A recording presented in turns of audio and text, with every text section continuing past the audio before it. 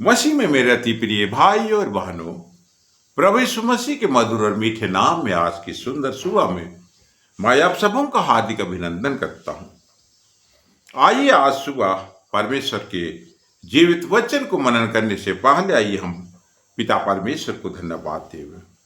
हे स्वर्ग शक्तिमान ईश्वर दयालु पिता, आज की सुंदर सुबह हम प्रभु तेरे चरणों में आते हुए हम प्रभु तेरे नाम को महिमा देते हैं। प्रभु तुझे धन्यवाद देते हैं क्योंकि तूने पिछले रात्रि की घड़ी में हमारी रक्षा की है, रखवाली की है।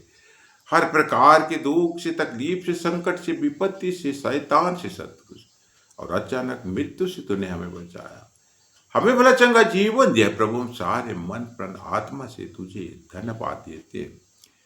प्रभु जिस समय हम तेरे जीवित वचन को सुनना चाहते, मनन करना चाहते, सीखना चाहते हैं, इसलिए प्रभु जी हम अपने आप को तेरे हाथ में सौंपते हैं। हमारे अंदर से हर प्रकार की मलिनताओं को दूर कर प्रभु, हर प्रकार के शैतान और दुष्टात्मा की बुरी विचारों को, बुरी कामनाओं को निकाल बाहर कर प्रभु, और पवित्र आत्मा की अगुवाई और सहायता हम हर एक को प्रदान कर, ताकि तुझसे पवित्र आत्मा पाकर प्रभु तेरे वचन को हम सुनने सके, मनन करने सके, समझने सके, जो कि हमारे आत्मिक जीवन के लिए हितकारी होने पाए।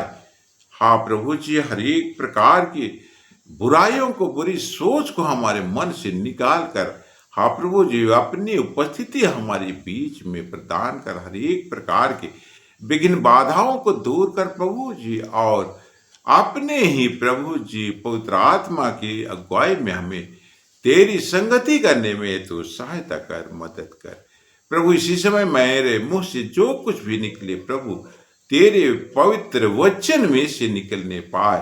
हाँ प्रभु जी, मैं नहीं परंतु मेरे मुंह से तू बोलने पाए प्रभु जी, ताकि प्रभु जी हमारे हर एक के लिए प्रभु जी, हम जो सुनते हैं प्रभु जी, मनन करते हैं, हाँ तेरी मधुर बातें हमें प्रभु जी हमारे मनों को ठंडा और शीतल पहुंचाने पाए।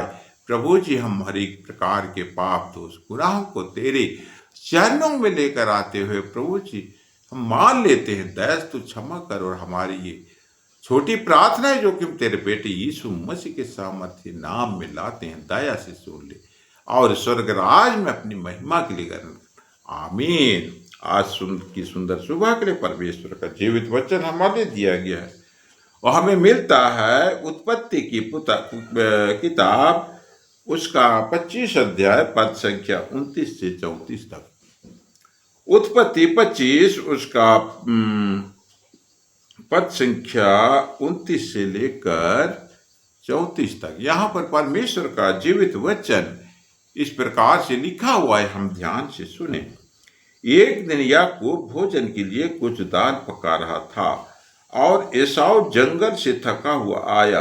तब एसाव ने याकूब से कहा, वह जो लाल वस्तु है, उसी लाल वस्तु में से मुझे कुछ खिला, क्योंकि मैं थका हूं। इसी कारण उसका नाम एदोम भी पड़ा। याकूब ने कहा, अपना पहलौठे का अधिकार आज मेरे हाथ में भेज दे। एसाव ने कहा, देख मैं तो अभी मरने पर हूं, इसलिए पहलौठों के अधिकार से मेरा क्या लाभ होगा। याकूब ने कहा, मुझसे अभी शपथ खा। अतः उसने उससे शपथ खाई और अपना पहलौठा का अधिकार याकूब के हाथ बेच डाला। इस पर याकूब ने एसाव को रोटी और पकाई हुई मसूर की दाल दी और उसने खाया, पिया और उठकर चला गया। यो एसाव ने अपना पहलौठे का अधिकार तुच्छ जाना। यहाँ तक। आमीन। परमेश्वर अपने वचन के पढ़े और सुने जाने पर हम सबों को बहुतायत की आशीष दे। आमीन। क्रिस्त में प्यारो, आज की सुंदर सुबह में हम सर्वप्रथम पिता परमेश्वर को धन्यवाद देवे कि उसने पिछले रात्रि की घड़ी में हमारी की रक्षा की है, रखवाली की है, हमें बड़ा चंगा जीवन दिया। हम सारे मन प्राण आत्मा से उसका धन्यवाद देते। हम उसका धन्यवाद देते हैं क्योंकि आज की सुंदर सुबह में हमारे लिए अपना जीवित वचन दान किया। वचन के माध्यम से हमारे को आशीष प्रदान किया, शांति प्रदान किया। इस बड़ी दया के लिए हम पिता परमेश्वर को धन्यवाद देते हैं। आज का वचन में हम देखते हैं मुख्य बिंदु, यहाँ पर मुख्य बात इस वचन में, आज के वचन में यह है कि एसाव जो है अपना पहलौठा का अधिकार अपने छोटे भाई याकूब को बेच देता है। ख्रीस्त में पैरो उस समय की बात है, जो कि ज्येष्ठ पुत्र होता था, पहलौठा पुत्र होता था, उसको सबसे ज्यादा उसको सामर्थ, आशीर्वाद और धन और संपत्ति में उसको सबसे ज्यादा अधिकार दिया जाता था। और उसका जो है पावर भी सभी भाइयों से ज्यादा हुआ करता था। तो हम इस वचन में आज देखते हैं कि किस प्रकार एसाव जो है छोटी सी स्वार्थ के लिए अपना पहलौठा का अधिकार वो अपने छोटे भाई को बेच देता है। ख्रीस्त में प्यारो, एसाव एक दिन शिकार करने के लिए जंगल की ओर गया हुआ था, और जब वो जंगल से लौटा तो उसको बहुत भयानक भूख लगी हुई थी। और वहां घर में क्या देखता है, याकूब जो है मसूर की दाल पका रहा है और कुछ रोटी बना रहा है।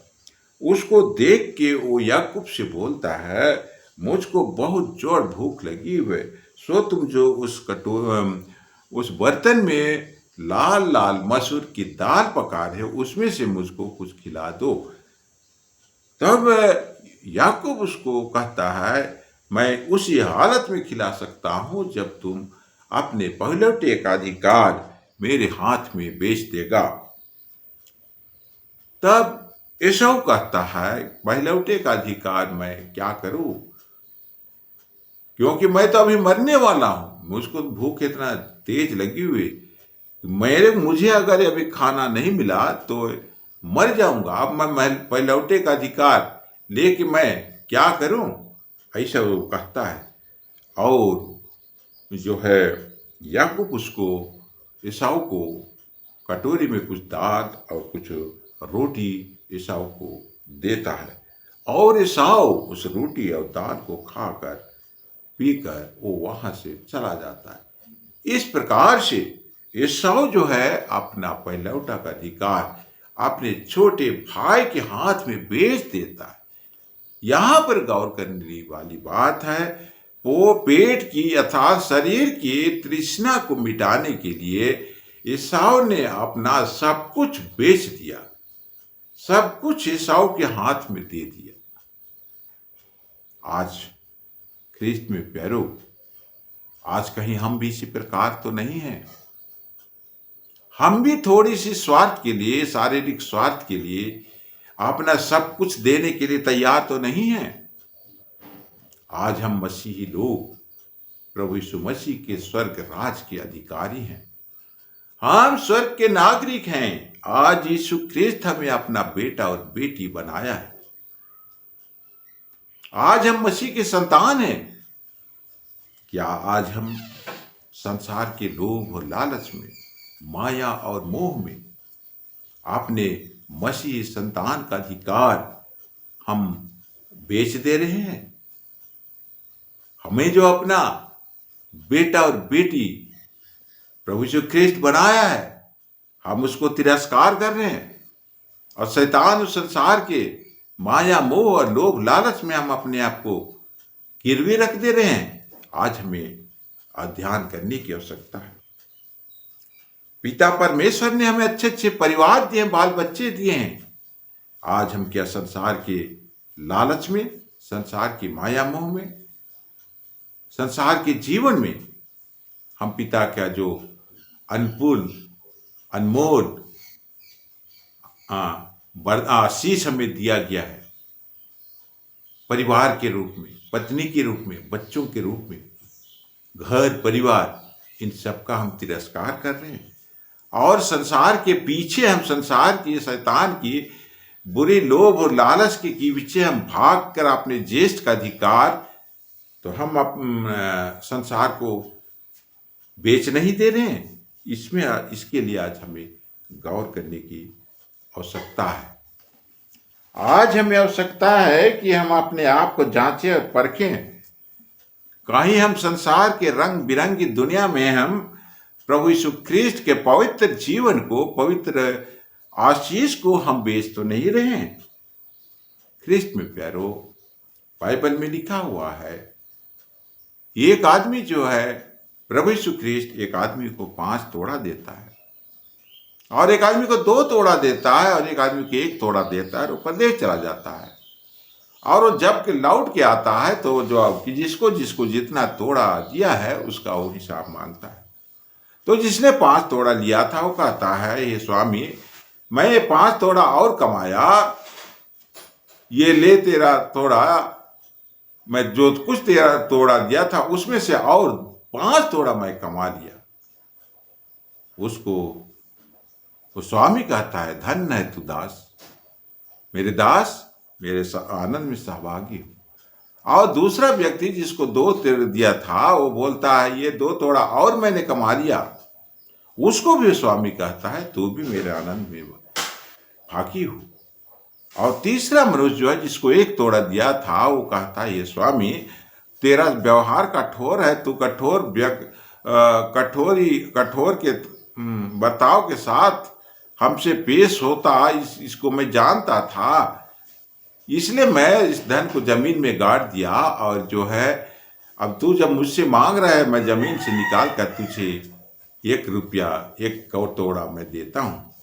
इस पर वो स्वामी उससे नाराज हो जाता है, कहता है, ये दुष्ट मनुष्य, तूने मेरा दिया हुआ धन का तुच्छ समझा और इसको ज्यों का त्यों रख लिया, इसका कुछ इस्तेमाल नहीं किया और इससे न कुछ कमाया, अर्थात तूने अनुचित काम किया। बोल कि उसको तू मेरे वचन के ऊपर विश्वासी नहीं ठहरा, यह कहकर उसको बंदीगृह में डलवा देता है। ख्रिस्त में प्यारो, इससे हमें शिक्षा मिलती है कि परमेश्वर पिता जो हमें एक विश्वासी दास माना है, तो हमें आज विश्वास में खरा उतरना है। आज कहता है वो लोग, अगर तुम थोड़े में विश्वासी हो तो मैं तुम्हें बहुत धन का अधिकारी बनाऊंगा। आज हमारे लिए आवश्यकता है कि हम उसके ऊपर विश्वास करने में हम मजबूत होने पाए, हमारा विश्वास ढीला ना होने पाए। हमें परमेश्वर अपने घर का मैनेजर बनाया है। आज हमारा मैनेजमेंट का काम सही होना चाहिए। आज हम अपने लिए, हमारे लिए जो परमेश्वर संपत्ति और जो कुछ भी घर द्वार परिवार दिया है, उसको भली रीति से हमें मैनेज करना है, उसको संभाल के रखना है, ना कि हम उसको संसार के हाथों में, शैतान के हाथों में बेच दें। और जो परमेश्वर पिता हमारे अधिकार दिया है, पहिलौठे का अधिकार दिया है, हम उसको ठुकरा दें। इस प्रकार हम परमेश्वर की दया के आशीष के से हम वंचित हो जाएंगे, और इस संसार के जीवन में हम वंचित तो हो ही जाएंगे, स्वर्गराज के से भी हम वंचित हो जाएंगे, और हम एक दिन नरक के अधिकारी होने पाएंगे, शैतान के अधीन होने पाएंगे, और नरक का दंड हमारे ऊपर प्रबल होगा। सो आइए हम आज फैसला करें, ये सुनिश्चित करें, हम ये प्रतिज्ञा करें कि हमें जो परमेश्वर पिता अपने बेटा और बेटी और संतान बनाया है, ठहराया है, हम उस संतान का पहिलौठा का अधिकार को हम बनाए रखें। हम उसको बेचे नहीं, परंतु हम उसमें हम स्थिर से बने रहने पाए, और एक दिन जब हम इस संसार का जीवन को छोड़ते हैं, दूसरे ही पल हम स्वर्गराज के वारिस होने पाएंगे। सो पिता परमेश्वर आज की छोटी प्रवचन में बहुतायत की आशीष देवे, आमीन। आइए हम छोटी प्रार्थना करें। हे स्वर्ग शक्तिमान ईश्वर दयालु पिता, आज की सुंदर सुबह में हम प्रभु यीशु नाम में हम तेरे चरणों में आते हैं, और प्रभु तेरे नाम की स्तुति करते हैं, महिमा करते हैं, प्रशंसा करते हैं। तेरी महान दया का अनुग्रह के लिए हम तुझे धन्यवाद देते हैं। प्रभु जी, आज की सुंदर सुबह में तूने हमारे लिए अपना जीवित वचन दान किया, वचन के माध्यम से हमारे को आशीष प्रदान किया, शांति प्रदान किया। हम इस दया के लिए तुझे धन्यवाद देते हैं। प्रभु जी, आज वचन में हम देख पाते हैं इस साव जो कि थोड़ी सी दाल और थोड़ी सी रोटी के लिए अपने पहलौठे के अधिकार को बेच देता है। अपने पहलौठे के अधिकार को अपने शारीरिक भूख मिटाने के लिए अपने छोटे भाई याकूब के हाथ में बेच देता है और अपना अधिकार पहलौठे का जो पावर है, जो सामर्थ शक्ति है, उसको खो देता है और वो पहलौठा बड़ा होकर भी छोटे का अधीन आ जाता है। इस प्रकार से आज उसने शरीर की भूख मिटाने के लिए, पेट की भूख मिटाने के लिए अपनी आत्मा को बेच देता है। आज सहायता कर प्रभु जी, हम आते हैं अपने आत्मा को शरीर की संतुष्टि के लिए बेचने वाले ना बनने पाए। आज हम संसार और शरीर और शैतान की बुरी अभिलाषाओं में पड़कर हमारे लिए जो परमेश्वर पिता पहलौठे का अधिकार दिया है उसको हम खोने ना पाए। हम शरीर की इच्छाओं को जो पूरा करने के लिए, शैतान के गुलाम बनने के लिए अपने पहलौठे का अधिकार हम बेचने वाले ना बनने पाए। परमेश्वर पिता ने हमें अपना बेटा और बेटी बनाया है, अपना राज का संतान बनाया, अपने राज का नागरिक बनाया है। इसको हम बुरे कामों से, शैतान के बुरे चालों में फंस कर आज बेचने ना पाए। अगर हम इस प्रकार बेचते हैं तो हमारे ऊपर शैतान का अधिकार हो जाएगा और हमें एक दिन वो नरक में डाल देगा और हम परमेश्वर के राज में जाने से वंचित हो जाएंगे। इसलिए हम तुझसे मांगते हैं प्रभु, सहायता कर कि हम आज के दिन हम अपने पहलौठे का अधिकार को बेचने वाले नहीं, परंतु उसे बना के रखने वाले बनने पाए। हम अपने आत्मा को, शैतान और दुष्ट आत्मा को बेचने वाले ना बनने पाए। इस प्रकार से हम अपने जीवन को व्यतीत करते हुए एक दिन हम स्वर्ग राज के अधिकारी होने पाएंगे। इसलिए प्रभु आज से हमारी सहायता कर, मदद कर कि हम तेरे पीछे चलने वाले, हाँ प्रभु, तेरे बेटे और बेटियां बने रहने पाए। प्रभु जी, आज के दिन कितने लोगों को ब्रेन हेमरेज है और उसके कारण शरीर को लकवा मध्य, हर एक ब्रेन हेमरेज का रोगी, लकवा रोगी आज इसी समय चंगे हो जाओ। ब्लड प्रेशर का रोगी, शुगर का रोगी, चंगे हो जाओ। हर एक जिसका पैर में प्लास्टर चढ़ा हुआ है, पैर फ्रैक्चर है, इस नाम में इसी समय चंगे हो जाओ। जिसका भी हाथ में फ्रैक्चर हुआ है, हाथ पैर जिसका आज काम नहीं कर रहा है, यीशु नाम में हर फ्रैक्चर दूर हो जाओ। और जिसका भी हाथ पैर नहीं उठ रहा है, यीशु नाम में उसका पैर और हाथ उठने पाए, वो अपने कदमों को बढ़ाने पाए। आज कितने घरों में लड़ाई झगड़ा, शांति है, यीशु नाम में उनके घर में शांति आने पाए। हर एक घर जो कि आज अभाव के जीवन में है, उनके घर में तेरी आशीष आने पाए। तेरे स्वर्गीय भंडार से आज तू उन्हें तृप्त कर दे। हर एक जवान युवती जिसको रोजगार नहीं, यीशु नाम उनको आज रोजगार मिलने पाए। हर एक जवान और युवती जो कि आज गलत संगति में, नशे की आदि है, मोबाइल के आदि, यीशु नाम उनके अंदर से हर नशे की आदत दूर होने पाए।